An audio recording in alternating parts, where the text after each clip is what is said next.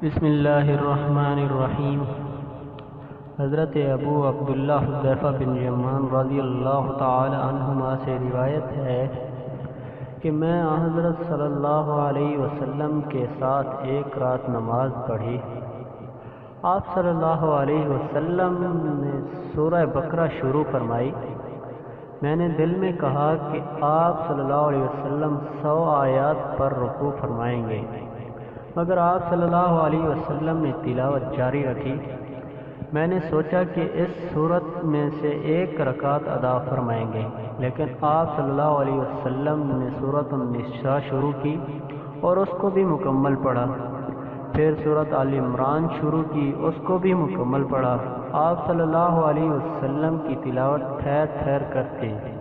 جب آپ صلی اللہ علیہ وسلم کسی ایسی آیات سے گزرتے جس میں تسبیح باری تعالی ہوتی تو تسبیح فرماتے، اور جب سوال والی آیت سے گزرتے تو سوال کرتے، اور جب استعاذہ اور پناہ والی آیت سے پر گزر ہوتا تو اللہ تعالیٰ سے پناہ طلب کرتے۔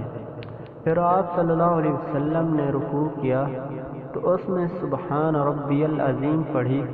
آپ صلی اللہ علیہ وسلم کا رکوع قیام کے برابر تھا۔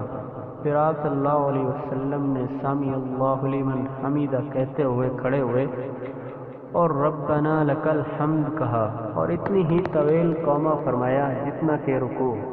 پھر سجدہ کیا اور سبحان ربی الاعلی پڑھا۔ آپ صلی اللہ علیہ وسلم کا سجدہ بھی تقریباً قیام کے برابر تھا۔